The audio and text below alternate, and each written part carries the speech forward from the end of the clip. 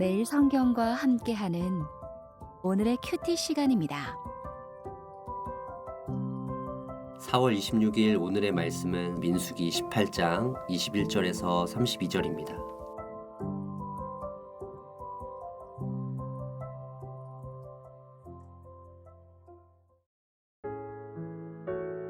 내가 이스라엘의 11조를 레위 자손에게 기업으로 다 주어서 그들이 하는 일 곧 회막에서 하는 일을 감나니 이후로는 이스라엘 자손이 회막에 가까이 하지 말 것이라 죗값으로 죽을까 하노라.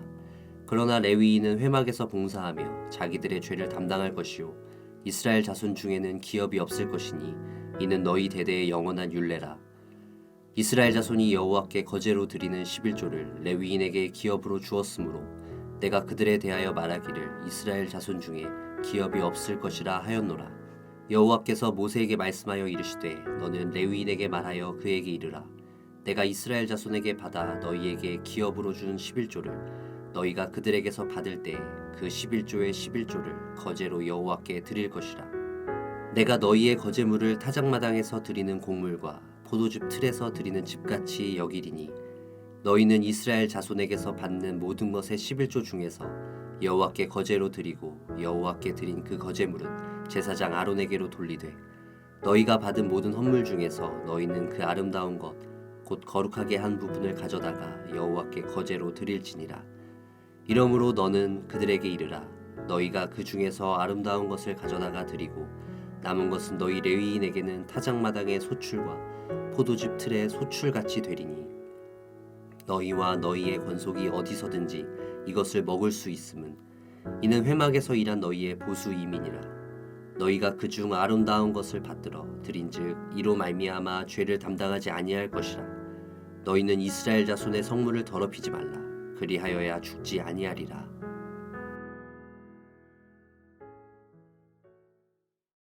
(4월 26일) 수요일 말씀은 민수기 18장 21절에서 32절까지의 말씀입니다. 우리는 18장 시작 부분에서 하나님이 제사장과 레위인의 직무를 재확인하는 것을 묵상했습니다. 그리고 어제 본문은 제사장들의 보상을 약속하셨고 이제 오늘 본문에서는 레위인의 보상에 대한 말씀을 하십니다. 그것은 다름 아닌 11조입니다. 본문은 두 부분으로 나누어서 살펴보면 21절에서 24절은 레위인이 받는 11조에 대한 이야기입니다. 두 번째 25절에서 32절은 레위인이 드려야 하는 11조에 대한 이야기입니다. 받는 11조, 드리는 11조 모두 오늘 본문에 등장합니다. 약속이 등장하면서 동시에 명령과 책임을 또한 분명하게 말씀하신 하나님을 보게 됩니다. 레위인들에게 대대에 이을 영원한 율례가 주어졌습니다. 그것은 23절에 이르듯이 회막에서 봉사하며 자기들의 죄를 담당하는 일입니다. 이 말은 제사장을 도와 회막의 일을 수행하는 것과 회막을 외인들로부터 보호해야 하는 책임이 그들에게 있다는 것입니다. 다른 이들이 회막에 함부로 접근하여 회막이 오염된다면 레위인 역시 그 죄에 대한 책임이 있습니다. 그들은 제사장을 돕는 일꾼이기도 했고 회막의 경계와 보안을 책임져야 하는 감시자들이기도 했습니다. 그 일은 다른 생산활동을 할 수 없게 만들 정도로 막중한 일이었습니다. 그런 그들에게 기업이 없었습니다. 레위인들은 훗날 거주할 성은 주어지지만 땅은 분배받지 못합니다. 성경에서는 이를 기업이 없다, 분깃이 없다라는 말로 표현합니다. 그렇다면 그들은 무엇으로 살아갈 수 있었을까요? 그 질문에 하나님이 대답하십니다. 하나님은 그들의 수고를 잘 알고 계셨고 그들의 수고에 보상하실 것을 약속하십니다. 그 보상은 백성이 하나님께 드리는 11조입니다.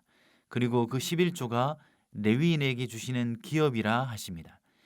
기업이 없다 하신 하나님이 11조가 그들의 기업이다라고 또한 약속하십니다. 제사장들에게 내가 기업이다 말씀하신 하나님은 오늘 레위인들에게는 11조가 너희 기업이다라고 말씀하십니다. 이어지는 25절 이하는 모세를 통해서 레위인들에게 전하는 명령입니다. 그 내용은 그들이 받은 11조 중에 다시 11조를 바쳐야 한다는 것입니다. 레위인은 11조를 받는 사람이기도 하면서 동시에 11조를 드리는 사람이기도 합니다. 레위인이 바친 11조를 여호와께서 받으시고 그것을 다시 아론에게 즉 제사장에게 돌리게 됩니다. 하나님은 레위인의 11조를 27절에 타작마당에서 드리는 곡물, 포도즙 틀에서 드리는 즙같이 여기신다고 말씀하십니다.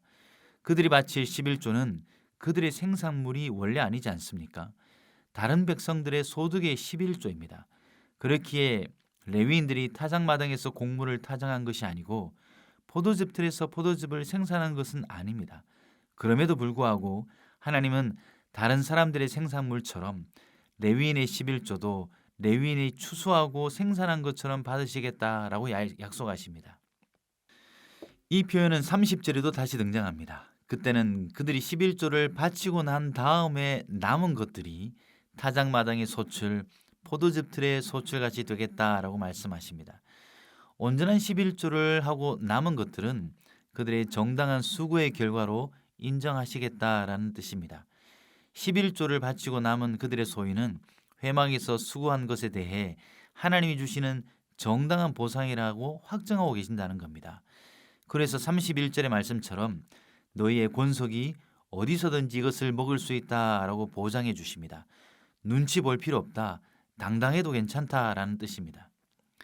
본문을 잘 살펴보면 결국 레위인의 11조도 타작마당의 소출, 포도주 틀의 즙으로 여기시고 온전한 11조를 바친 레위인의 남은 것도 레위인들에게 타작마당의 소출, 포도즙 틀의 즙으로 여겨주신다고 하셨으니 결론적으로는 레위인의 모든 소유는 그들이 직접 생산하고 직접 추수한 것으로 여겨주신다는 말이 됩니다. 그러니 그들의 수고에 대한 하나님의 확실한 보상이 맞습니다.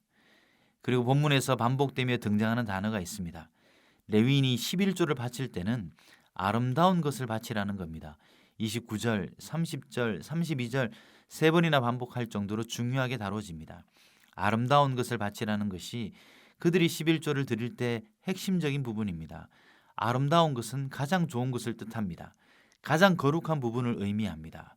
레위인들에게 바쳐진 11조가 이미 좋은 것들인데 그 중에서도 가장 좋은 것을 바쳐야 하는 것이 레위인에게 주어진 임무입니다. 그래서 레위인에게는 신중하고 사려 깊은 책임감이 요구됩니다. 어떤 이들보다 11조를 바치는 일에 신중을 기하했을 겁니다. 하나님은 이를 무겁게 다루십니다. 32절에 18장을 마무리하시며 그것이 레위인이 죄를 짓지 않는 것이고 이스라엘의 성물을 더럽히지 않는 것이라 하십니다. 그렇게 해야 그들이 죽지 않을 것이라고 경고하십니다. 오늘 본문만으로 오늘날의 11조를 다 설명해낼 수는 없을 겁니다. 구약 본문의 11조의 다양한 국면과 신약의 교회의 헌금에 대한 본문들을 그 나름의 맥락에서 살펴봐야 할 것입니다. 다만 오늘 본문은 레위인에 대한 하나님의 보상의 약속 그리고 11조를 드리는 레위인의 책임이라는 주제를 통해 묵상할 수 있습니다. 특별히 오늘 본문의 레위인은 11조를 받는 사람이기도 하고 11조를 내는 사람이기도 한 유일한 그룹임을 봅니다.